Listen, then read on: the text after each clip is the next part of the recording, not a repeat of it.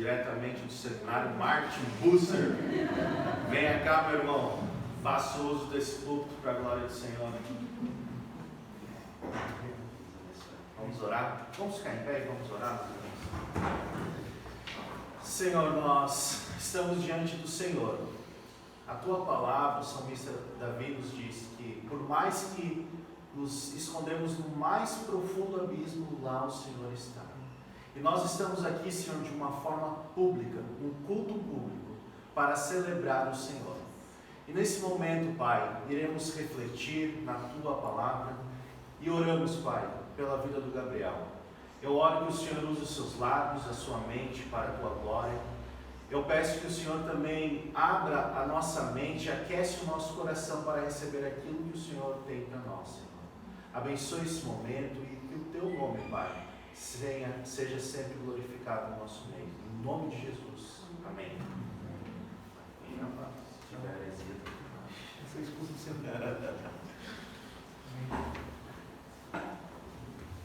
Irmãos, bom dia. Prazer em conhecê-los. Fazia algum tempo que eu queria conhecer os irmãos. Eu queria visitá-los. Da última vez que os irmãos da vila vieram, eu estava com alguns sintomas de gripe, preferi ficar em casa, não pude conhecê-los, mas é muito bom estar aqui com vocês. Esse dia tão especial de recepção de novos membros, casa nova, irmãos. Que alegria estar aqui com vocês, de verdade. Eu peço que você abra a sua Bíblia em Atos capítulo 2. Hoje nós vamos ficar nos versículos 42 a 47.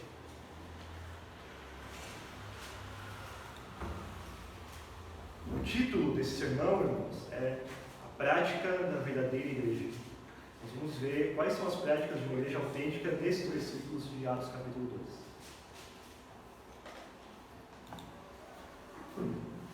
Irmãos, quando nós falamos acerca de vida de igreja, sobre uma vida dedicada ao Senhor e sua obra, do que nós realmente estamos falando? Quais são, irmãos, as práticas de uma igreja?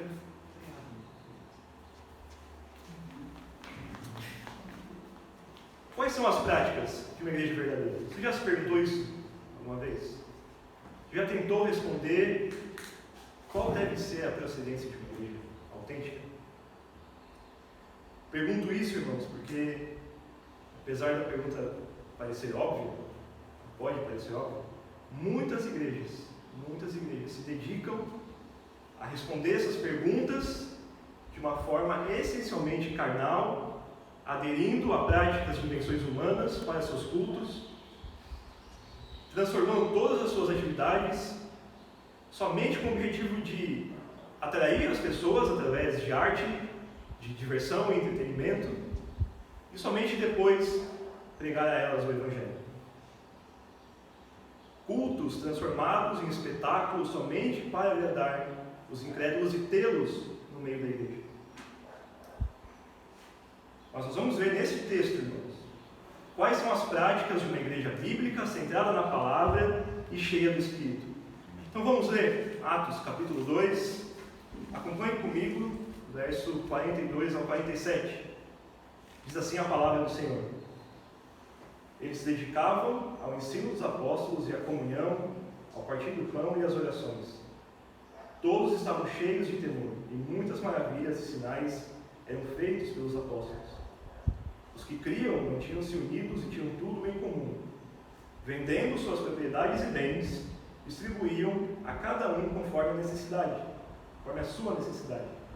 Todos os dias, continuavam a reunir-se no pátio do templo, partiam o pão em suas casas e juntos participavam das refeições com alegria e sinceridade de coração, louvando a Deus e tendo a simpatia de todo o povo. E o Senhor lhes acrescentava diariamente os que iam sendo salvos. Vamos orar, irmãos. Senhor, eu te agradeço por este momento, pela vida dos meus irmãos. Obrigado, Pai, pela tua palavra. Eu te peço que o Senhor nos ajude a entendê-la. Por favor, Senhor. Tu sabes que eu não tenho opiniões para compartilhar com meus irmãos, para edificá-los. Tudo que eu tenho é a tua palavra, Pai, e é dela que nós precisamos. Amém. Ajuda-me a pregar, ajuda os meus irmãos a entenderem, e ajuda-nos, Senhor, a respondermos com fé a mensagem do Teu Evangelho. Por favor, em nome de Jesus. Amém. Irmãos, antes de irmos diretamente à exposição do texto, vamos entender primeiro o ambiente que esse texto foi escrito. Nós ainda estamos aqui, ainda no capítulo 2 de Atos, então vale a pena nós darmos uma olhada no que aconteceu até aqui no livro de Atos. Atos foi escrito por Lucas, que é o mesmo autor do Evangelho. Enquanto em seu Evangelho Lucas fala sobre a vida de Cristo e seu ministério, aqui em Atos nós temos os últimos momentos de Jesus com os discípulos e o início da sua igreja. Você pode ver aí os últimos momentos de Cristo com os discípulos, ainda no capítulo 1, versos 3 a 9. E quando chegamos no capítulo 2, irmãos, acontece algo muito importante na história da igreja. Muito importante. Que é a vinda do Espírito no dia de Pentecostes. Em um dia em que judeus do mundo inteiro estavam reunidos em Jerusalém, se cumpriram as palavras que Cristo disse aos discípulos no capítulo 1, verso 8, quando ele prometeu que o Espírito viria. E também se cumprem as palavras do profeta Joel. A profecia que está em Joel capítulo 2 é o que Pedro cita literalmente nos versículos de 17 a 21 do capítulo 2. Então, neste momento, em Atos capítulo 2, na vinda do Espírito, se cumprem as palavras de Cristo e as palavras do profeta Joel. Pedro, inspirado pelo Espírito, identifica que estão se cumprindo essas palavras.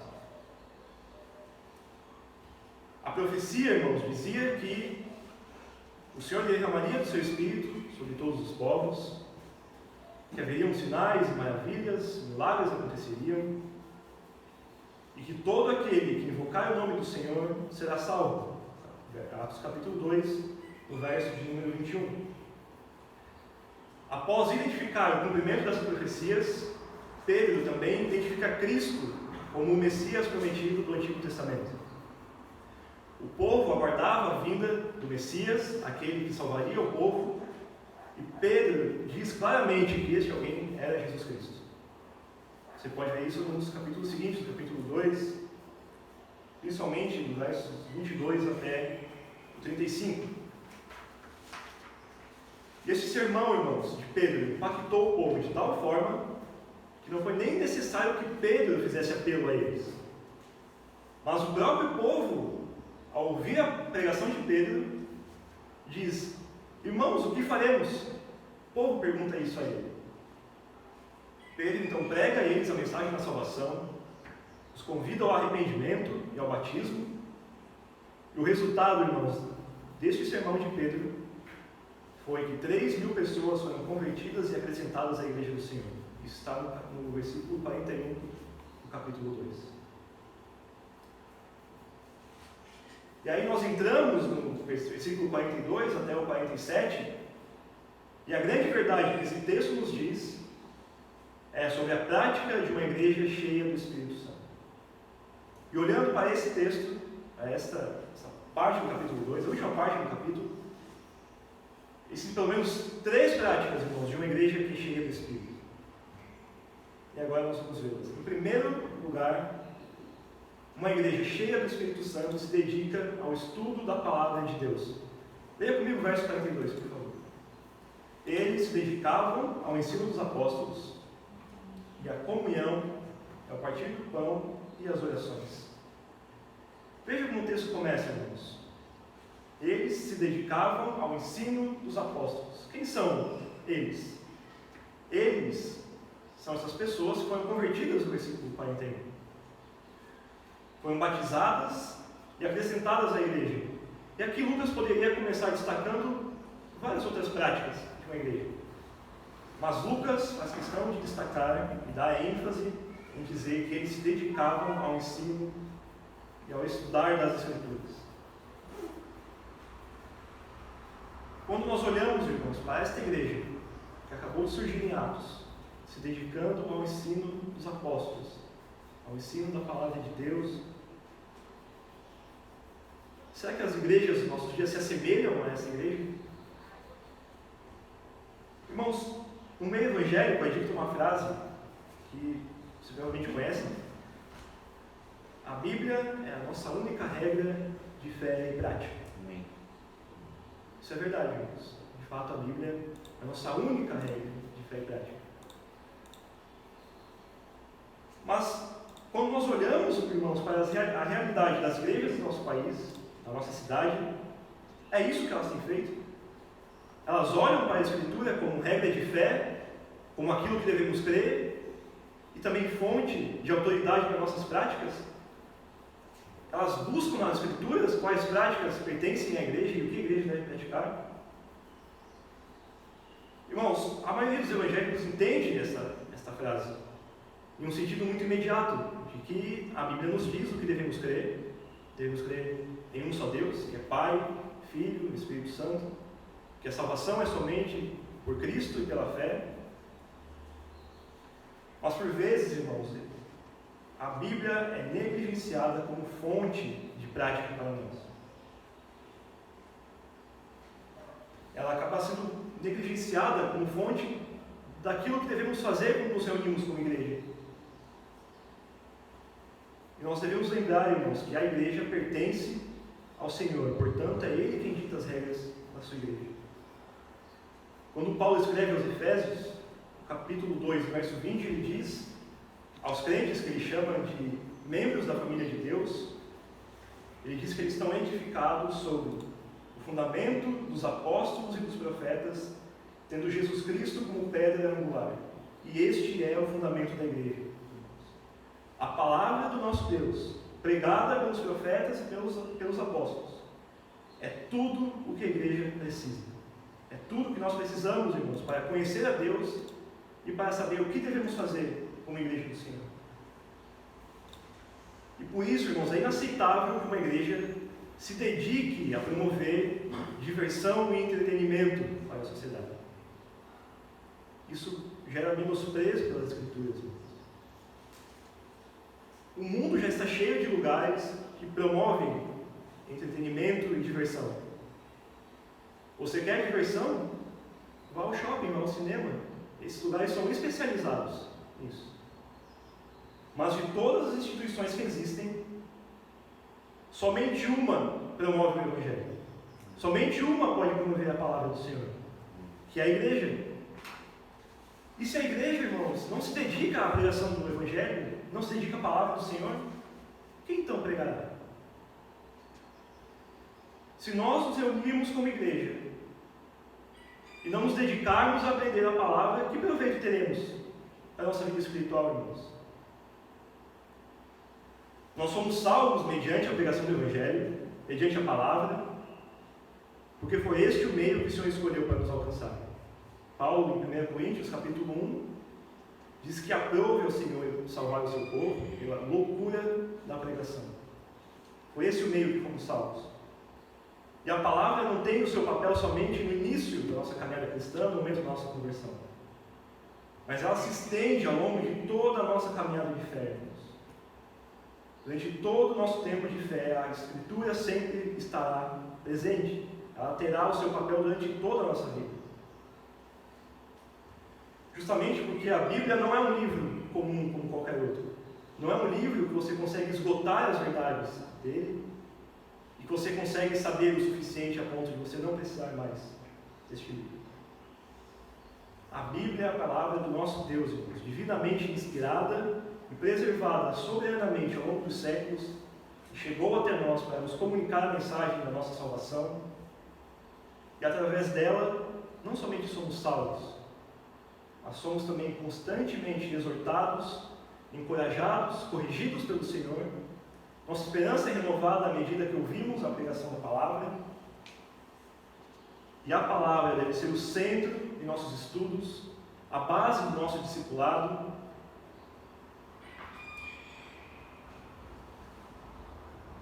E por isso, irmãos, todas as vezes que lemos as Escrituras e ouvimos a pregação da palavra, é como se o próprio Deus abrisse sua boca e falasse conosco. Até mesmo, irmãos, quando lemos os textos mais conhecidos por nós, aquele texto que você tem lido a sua vida inteira, Ele falará com você durante o todos os dias da sua vida, pois é o nosso Deus quem fala através da palavra. Irmãos, nos aproximarmos da Escritura não é somente um ato intelectual. A Bíblia não serve somente para encher nosso intelecto. Por mais que seja nossa responsabilidade estudá-la, quanto pudermos, se aproximar da Bíblia não é uma questão de intelecto, é uma questão de fé, irmãos. Devemos nos aproximar das Escrituras com o nosso coração desejoso por aprender as suas verdades e com a nossa mente aberta para aprendê-lo. Irmãos, lá em 2 Timóteo, no capítulo 4, no verso 2, Paulo dá uma ordem ao jovem pastor, chamado Timóteo, e a ordem é muito clara. Prega a palavra. Essa é a ordem que Paulo dá a Timóteo e que se estende a todas as igrejas. Justamente, irmãos, porque todas as igrejas devem estar pautadas nas Escrituras. E sabe por que esta ênfase que a Escritura dá na pregação da palavra, no estudo da palavra? Porque falsas igrejas também existem. E elas também crescem. Mas enquanto a verdadeira igreja cresce mediante a palavra do Senhor, um exemplo é esse texto que nós lemos, uma igreja que foi fundada a partir de uma pregação que alcançou 3.000 pessoas. A falsa igreja cresce prometendo às pessoas o que elas desejam, o que elas querem segundo suas cobiças. Logo depois que Paulo diz a Timóteo, prega a palavra, no verso seguinte, ele diz nos versos 3 e 4, pois virá o tempo em que não suportarão essa doutrina. Pelo contrário, sentindo coceira nos ouvidos, segundo seus próprios desejos, juntarão mestres para si mesmos. Irmãos, aqueles que rejeitam a palavra, não andarão por aí vagando. Eles não ficarão sem pastores, sem mestres. Haverá igrejas, haverá pastores, ou melhor, falsas igrejas e falsos pastores, dispostos a pregar a eles o que eles desejam ouvir. Mas enquanto essas igrejas crescem, elas crescem somente para a sua própria destruição. É isso que o apóstolo Pedro lhe diz. Se você vê em 2 Pedro, no capítulo 2, versos 1 e 2, ele diz: no passado surgiram falsos profetas no meio do povo, como também surgirão entre vocês falsos mestres. Eles introduzirão secretamente heresias destruidoras, chegando a negar o soberano que os resgatou, trazendo sobre si mesmos repentina destruição. E veja o que diz o verso seguinte, depois de falar sobre essa igreja que atrai, essas igrejas que atrairão destruição sobre si. Muitos seguirão os caminhos vergonhosos desses homens, e por causa deles será difamado o caminho da verdade. O texto não nos diz, irmãos, que poucos seguirão, que meia dúzia os seguirão, mas muitos seguirão esses homens que pregam falsas doutrinas.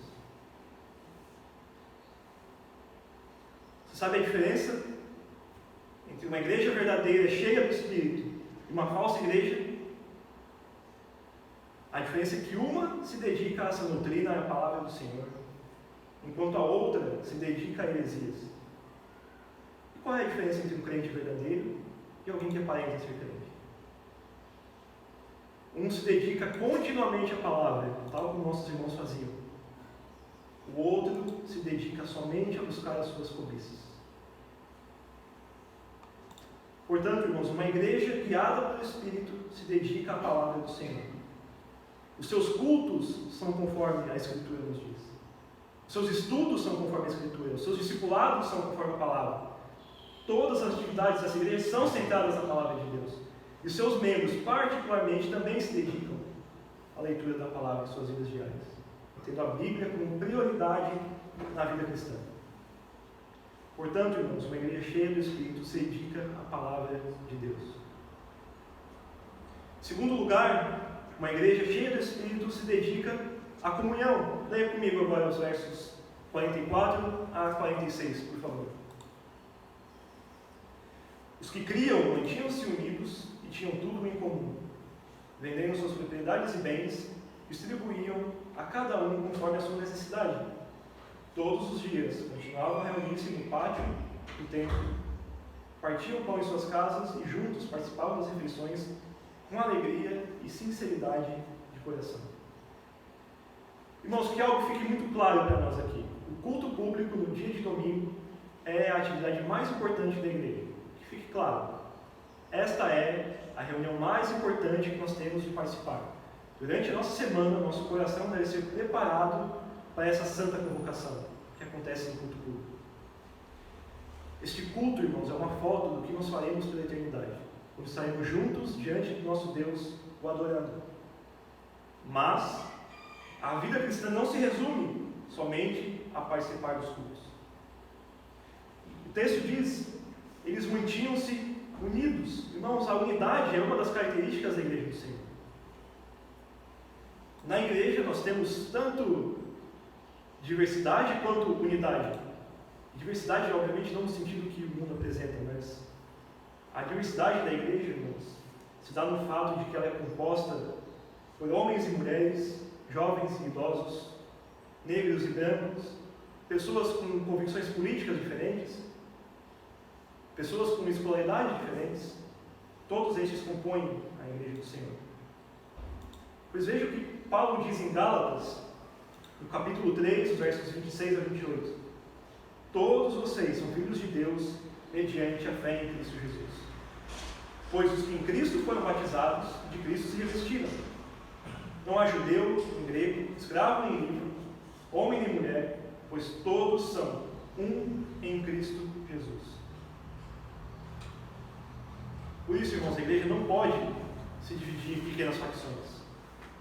A igreja não pode se dividir em pequenos grupos que se identificam com um certo grupo, com uma característica específica. Não existe, irmãos, a ideia de igrejas para jovens e igrejas para idosos e para adultos. Igrejas para ricos e igrejas para pobres. Isso é uma afronta à unidade que Deus deseja para o seu povo. Se alguém deseja ser recebido na igreja, tratado com amor fraternal e integrado à igreja, é necessário que essa pessoa apresente somente uma característica, que é a fé autêntica em Jesus Cristo. Este é o único requisito para fazer parte da igreja. Por isso que Paulo falou aos Gálatas: todos vocês são um em Cristo Jesus. Pessoas diferentes, por mais diferentes que sejam, na igreja são somente um povo. Esta foi a oração de Cristo em João capítulo 17, verso 23, quando ele diz: dê-lhes a glória que me deste, para que eles sejam um, assim como nós somos um. É isso que o verso 44 nos diz, irmãos. Os que criam mantinham-se unidos. O elo de unidade da igreja é a fé. Calvino, quando fala acerca da unidade da igreja, ele diz que os eleitos dependem de um só cabeça, subsistem em um corpo único, são unidos em um mesmo corpo, em uma só fé, esperança, amor e no mesmo Espírito. Portanto, veja que para Lucas, crer em Cristo implica necessariamente estar unido à igreja. E quando chegamos no verso 45, nós temos um assunto muito interessante aqui. Um assunto que por vezes é ignorado, deixado de lado. Por vezes este verso é usado para a militância política. E como é triste, irmãos, que às vezes ele seja ignorado. As pessoas lessem e fingissem que esse texto não existe, enquanto outros querem fazer militância política com a palavra do Senhor. Esse texto fala de um assunto delicado, certamente, porque falar de dinheiro é sempre um assunto delicado, mesmo que não seja no contexto da igreja. Leiamos o verso 45, por favor. Vendendo suas propriedades e bens, distribuíam a cada um conforme a sua necessidade. Algo precisa ficar muito claro para nós quando nós lemos este texto. Em primeiro lugar, esse texto não tem a intenção de nos fazer um voto de pobreza, por exemplo. Ao mesmo tempo que ele não nos diz que ter dinheiro é errado, que ter propriedades é errado. Então não existe aqui intenção de voto de pobreza e nem proibição de riqueza. Esse é o primeiro ponto. Inclusive, nenhum outro texto das Escrituras tem o objetivo, irmãos, de nos esforçar a nos fazermos de tudo, nos desfazermos de tudo que temos. E você que trabalha e talvez tenha o seu próprio negócio, eu oro ao Senhor, irmãos, de verdade, que o Senhor lhe faça prosperar o seu trabalho. De verdade. Que você possa tirar o sustento da sua família a partir do suor do seu trabalho. Porque dinheiro não é pecado, irmãos, mas o amor ao dinheiro sim. E talvez seja o amor ao dinheiro que faça as pessoas fingirem que esse texto não existe. Talvez porque consideram muito difícil de praticar, justamente porque são apegados ao seu dinheiro. O que esse versículo nos ensina, irmãos, é que nós devemos ter mais preocupação com as necessidades dos nossos irmãos do que com os nossos lucros. Os irmãos da nossa igreja local são muito mais importantes do que o dinheiro que temos guardado, por exemplo. E as necessidades imediatas que nossos irmãos têm são muito mais importantes do que possíveis investimentos a longo prazo. Essa é a verdade desse versículo. Nossos irmãos importam mais do que as nossas propriedades. E tomemos cuidado com esse texto, irmãos, porque nós podemos até interpretá-lo bem, entendê-lo corretamente, e ainda assim fracassar em sermos generosos. E veja que João Batista apontava para a generosidade como um fruto de arrependimento. Lucas mesmo escreve as palavras de João Batista, quando ele diz: deem frutos que mostrem arrependimento. Ele então exorta o povo. Após a exortação, o povo pergunta: o que devemos fazer então? Perguntavam as multidões. O texto continua dizendo: João respondia: quem tem 2 túnicas, reparta-as com quem não tem nenhuma. E quem tem comida, faça o mesmo. Lucas capítulo 3, versos 8, versos 11, você encontra essas palavras. E quando lemos esse texto, irmãos, nós não precisamos também ficar desesperados, sair correndo daqui, vender tudo que temos, desfazer de absolutamente tudo que temos e distribuir de forma aleatória esse propósito. Não é esse o objetivo do texto. Mas, se você tem aquilo que você precisa, ou melhor, se você tem mais do que aquilo que você precisa estar disposto a socorrer os seus irmãos necessitados. Ao mesmo tempo que aqueles que necessitam precisam saber que no contexto da igreja eles podem encontrar socorro. Irmãos, crises financeiras vêm e vão o tempo inteiro, por diversos motivos. Em janeiro do ano passado, você fazia ideia de que uma pandemia estava começando do outro lado do mundo? Eu não conhecia nem a palavra pandemia. Conheci da pior forma possível, vivendo no mundo. Durante esse tempo, irmãos, nós vimos muitas pessoas tendo sua fonte de renda sendo prejudicada em seus trabalhos. Até mesmo pessoas altamente qualificadas sendo prejudicadas por esse tempo de pandemia. O que nos diz, irmãos, que todos nós estamos sujeitos a passar por dificuldades financeiras. Até mesmo por motivos que fogem totalmente do nosso controle. O que nós podemos fazer em relação à pandemia?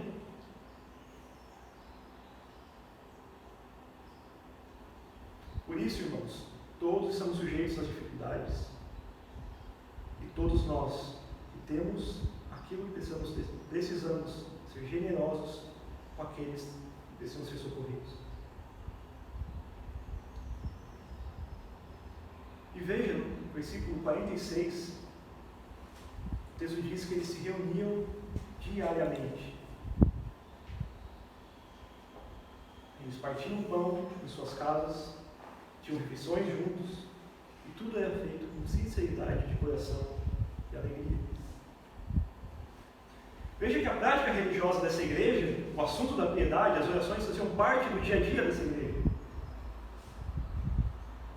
O fato de o texto dizer que eles se reuniam diariamente não quer dizer necessariamente que você tenha que se ocupar inteiramente com afazeres da igreja, ficar tão ocupado que você não consegue fazer mais nada na sua vida. Não é esse o ponto. Mas sim entender, irmãos, que nós precisamos ter momentos de comunhão com nossos irmãos na fé. ter momentos onde os crentes oram juntos uns pelos outros, onde eles se conhecem verdadeiramente, conhecem das necessidades uns dos outros, dividem as cargas uns com os outros. Para isso que a vida de igreja serve, irmãos. Se dedicar a discipular alguém mais novo na fé. Todas essas formas, irmãos, são maneiras que nós podemos ter comunhão com a nossa igreja. E veja que o texto diz que eles partiam do pão. Será que esse texto diz que somente eles tinham refeições juntos? Será que é só isso que o texto nos comunica? Lucas, capítulo 22, verso 19, falando sobre Cristo no momento da ceia, diz: tomando o pão, deu graças, partiu e deu aos seus discípulos. De igual modo, Paulo diz: pois recebi do Senhor o que também lhes entreguei, que o Senhor Jesus, na noite que foi traído, tomou o pão e, tendo dado graças, partiu e disse: isto é o meu corpo que é dado em favor de vocês. Façam isso em memória de mim. 1 Coríntios, capítulo 11, versos 23 e 24. Portanto, esse partir do pão, irmãos, nos ensina acerca da ceia também. Você tem ideia da importância da ceia para a vida da igreja?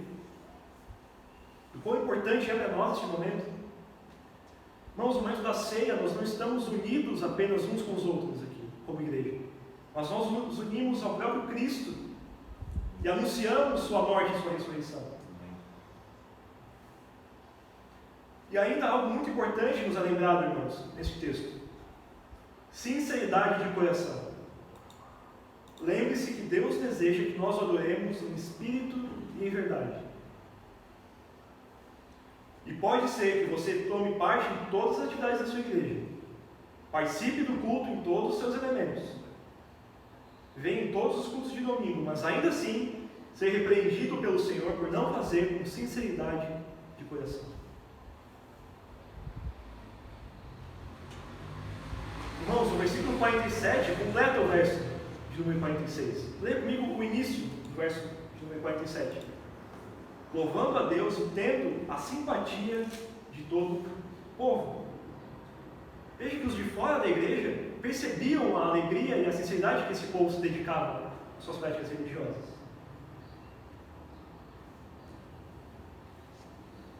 E quando nós olhamos, irmãos, em uma primeira, assim, humanamente falando, digamos assim,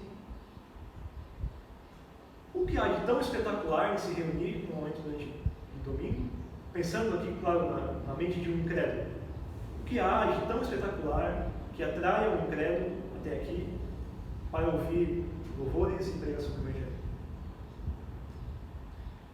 Mas veja que foi isso o que atraía as pessoas que olhavam para a igreja primitiva. Nós não precisamos, irmãos, de estratégias de marketing e espetáculos no meio da igreja para que as pessoas venham. O que nós precisamos é o bom testemunho do Evangelho e a alegria de fazer parte do povo do Senhor. E se alguém perguntasse o que era feito naquela igreja, se alguém perguntasse para ele, olha, o que acontece nessa nova comunidade de fé que agora se reúne? Certamente responderiam: eles convivem juntos, oram, pregam, ajudam uns aos outros e louvam o seu Deus. Essa é a identidade da igreja primitiva, irmãos. Quando alguém me pergunta o que você faz na sua igreja, o que você pretende transmitir a ela?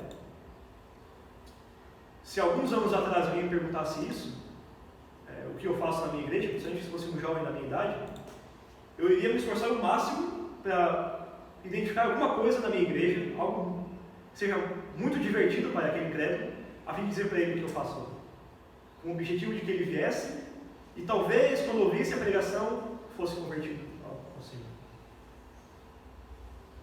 Mas o que nós temos que ter como identidade, irmãos, como povo do Senhor, é a sua palavra, a comunhão com os santos, a pregação autêntica do Evangelho. Inclusive, irmãos, o conceito mais básico de igreja, que veio principalmente a partir da Reforma, quando se pergunta o que é uma igreja, a resposta é: onde houver pregação fiel do Evangelho e a administração correta dos sacramentos, batismo e ceia, ali haverá uma igreja. Isso define uma igreja. Portanto, irmãos, os de fora não precisam enxergar em nós aqui uma mensagem de autoajuda, uma mensagem motivacional que os incentive a vir. Nós temos que deixar claro para elas que se elas vierem aqui, elas ouvirão certamente a pregação do Evangelho.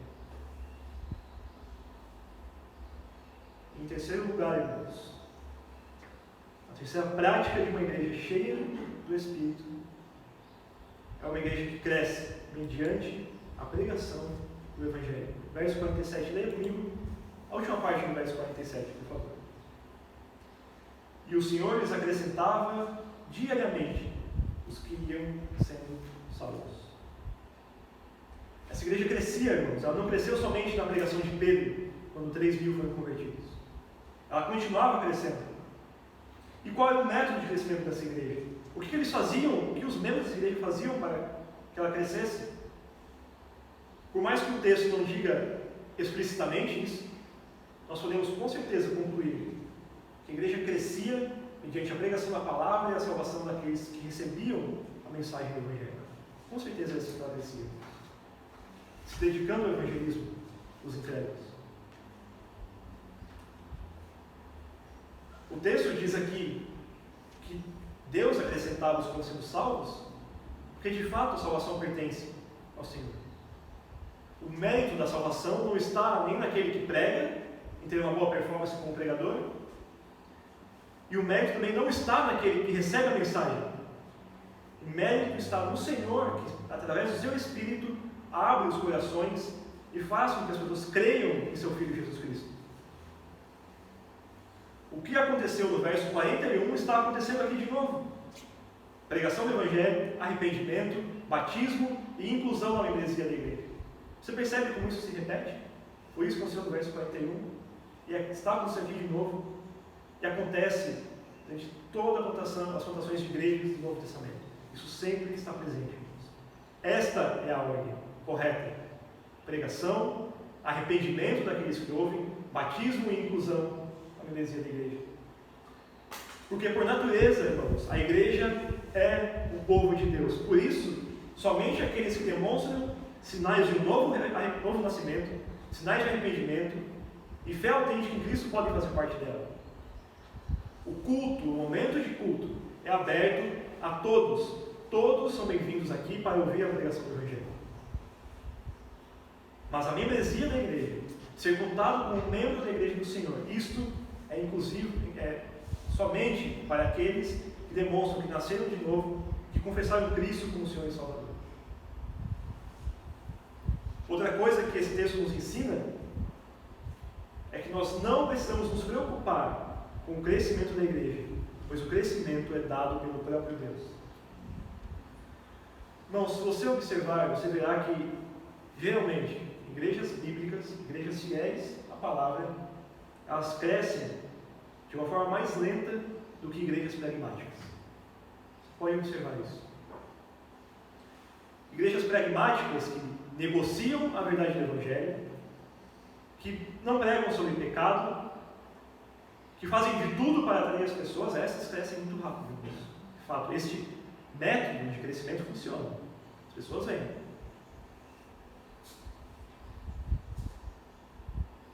Elas pregam o que as pessoas querem ouvir, porque de fato, para um descrente, aquele que não conhece o Senhor, um show é muito mais interessante do que um culto.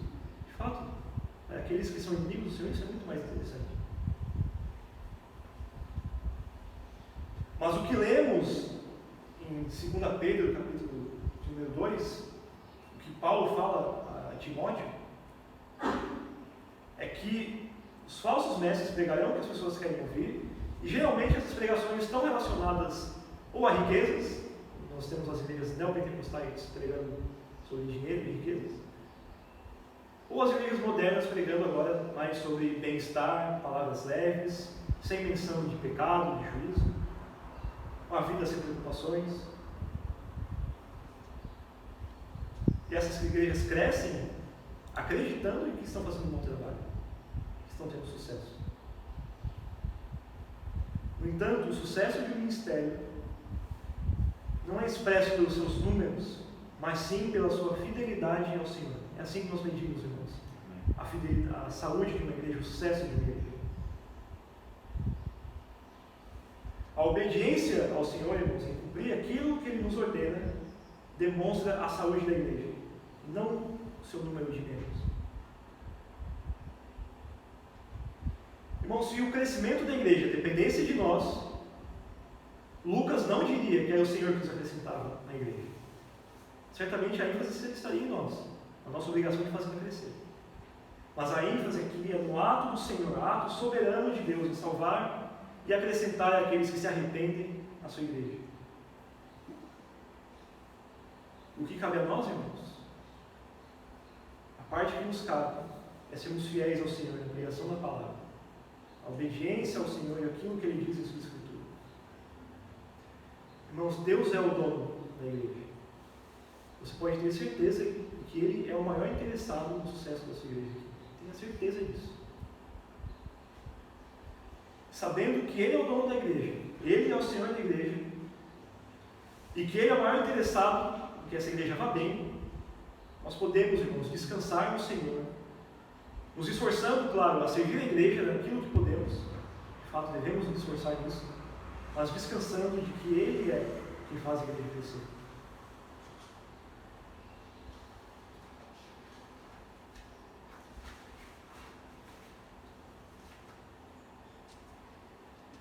E, por último, irmãos, eu tenho aqui algumas aplicações para nós, com base nesse texto que lemos, do verso 42 a 47. Começando por esse último ponto, uma igreja cheia do Espírito cresce mediante a pregação do Evangelho. Eu pergunto a você, será que você está pronto para pregar o Evangelho? Eu não estou falando de exposição bíblica, em pregação do culto de domingo, em você estar capacitado a dar uma aula de teologia, por exemplo. Não é isso o ponto. A questão é, você sabe explicar a mensagem da salvação àqueles que não conhecem a Deus? O ponto é, quando o Senhor lhe der a oportunidade de testemunhar acerca de Cristo, e Ele certamente fará isso, não tenha dúvida de que Ele lhe dará oportunidades para que você pregue, você está pronto para isso? Imagine, irmãos, alguém que nunca ouviu nada acerca do Senhor. Uma vez eu estava conversando com um homem e eu perguntei se ele conhecia o Evangelho. Ele falou assim: cara, se eu te dissesse que eu li a Bíblia pelo menos uma vez na minha vida, eu estaria mentindo. Se você encontrasse alguém assim, que não conhece nada do Senhor, você estaria pronto para pregar para ela? Irmãos, aqueles que não conhecem o Senhor precisam saber de que são pecadores, inimigos de Deus, que merecem condenação, mas que Deus, mediante a fé em Cristo, lhes promete justificação, perdão de pecados e vida eterna. Lembre-se dessa mensagem. Lembre-se da definição de Paulo em Romanos capítulo 1, verso 16, acerca do Evangelho, quando ele diz: não me envergonho do Evangelho, porque ele é o poder de Deus para a salvação de todo aquele que crê. Lembre-se disso. O Evangelho é o poder de Deus para a salvação de todo aquele que crê. E lembre-se também de que você foi salvo porque alguém teve coragem de lhe pregar o Evangelho. Você está aqui porque alguém um dia lhe chamou para ir à igreja ou lhe pregou a mensagem do Evangelho. E quando você chegou nessa igreja, alguém estava ali para pregar para você. E nós que outrora éramos perdidos, inimigos do Senhor, agora que fomos salvos, somos chamados a pregar a sua palavra, a testemunhar acerca de Cristo. Esta é a nossa obrigação. Nós devemos fazer isso.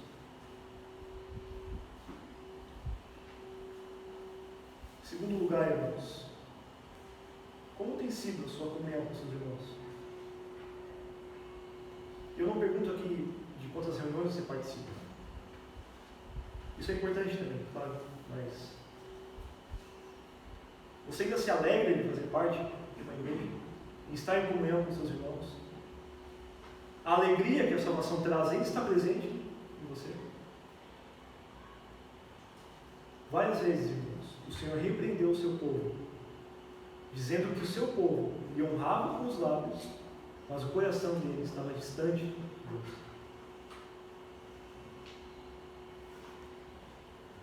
Peça ao Senhor que restaure em você essa alegria, esse prazer de estar junto com seus irmãos, não somente no culto, mas em outras reuniões durante a semana. Por vezes, irmãos, de fato, a nossa fé tem momentos em que ela esfria e nós não estamos tão dispostos assim a participar da igreja do Senhor. Por isso acontece. Mas nós podemos contar com a ajuda do nosso Deus, que através do seu Espírito nos restaura isso. Creia no Senhor, porque Ele pode fazer isso com todos nós. E como tem sido a sua generosidade em relação aos seus irmãos? Eu não conheço nada acerca da realidade financeira de vocês, nada, de nenhum de vocês aqui. Mas, por vezes, nós percebemos, irmãos, quanto nós poderíamos ter sido mais generosos do que fomos. O Senhor nos comunica isso através dessa palavra.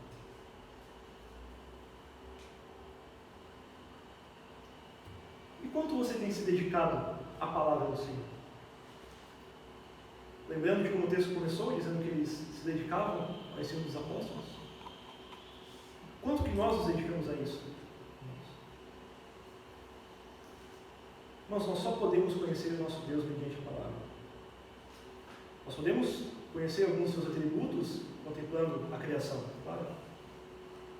Mas é na palavra que nos é revelado os seus demais atributos, o seu amor, a sua graça, a sua misericórdia, a sua paciência para com os pecadores. Nós que somos alvos dessa paciência e dessa graça do Senhor, isso tudo nos é comunicado mediante a palavra. Somente a Escritura, irmão, somente a Bíblia fala acerca de Cristo. Nós somos salvos através da fé em Cristo. E somente na Bíblia nós encontramos o que precisamos saber sobre Ele. Somente mediante a palavra, irmãos, nossa fé é alimentada. E por causa das nossas limitações, principalmente por causa do pecado que habita em nós, nós precisamos estar constantemente expostos à palavra do Senhor. Constantemente precisamos ouvir de novo as verdades bíblicas acerca da nossa vida cristã. Para que o Senhor aponte em nós o nosso pecado, onde falhamos, onde temos pecado em relação a Cristo, nosso Senhor, e onde nós aprendemos, irmãos, o que devemos fazer. E somente na Escritura, irmãos, nós temos as palavras de onde podemos achar fé, esperança, perdão de pecados e justificação, a justificação que temos na pessoa de Cristo.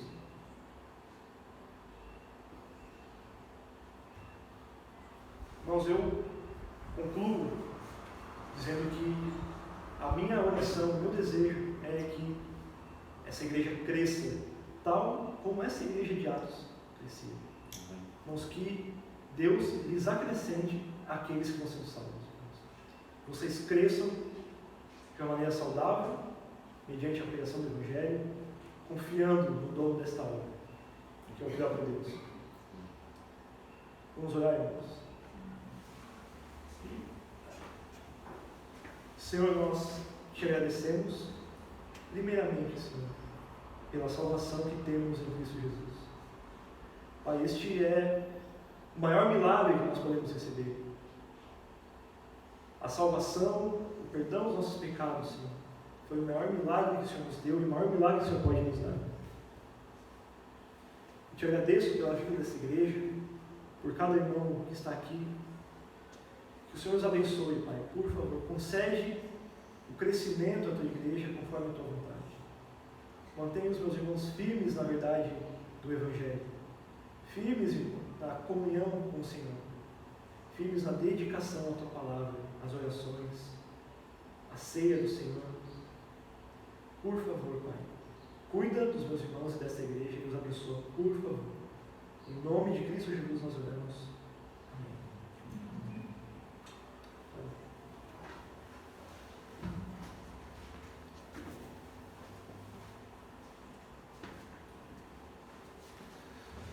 Amém, meus irmãos. Pedir para a irmã Heloísa nos conduzir mais uma vez no louvor.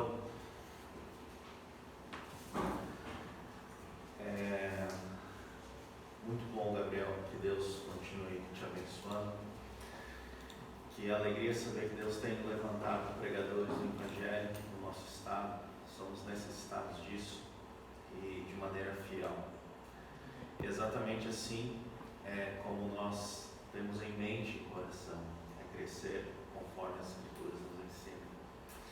Ontem eu estava numa reunião de pastores batistas aqui do norte do estado, em Itajaí. E quando a gente tem a mente cativa às Escrituras, você fica incomodado quando as coisas não vão segundo as Escrituras. E eu cheguei em casa e falei para minha esposa, Corine, eu louvo a Deus porque a gente tem andado segundo a palavra de Deus, porque muitas igrejas não têm. E é de fato isso. Às vezes as igrejas pragmáticas, elas usam, né, formas de conduzir e atrair. Se a gente trouxesse aqui um cantor famoso, não teria espaço. Se a gente fizesse uma peça teatral, não teria espaço. Mas somente os corações convertidos pelo Senhor é que se alegram em estar na casa dele, louvando, adorando Ele. Amém? Que Deus seja glorificado nessa manhã e vamos louvar mais uma vez. Amém?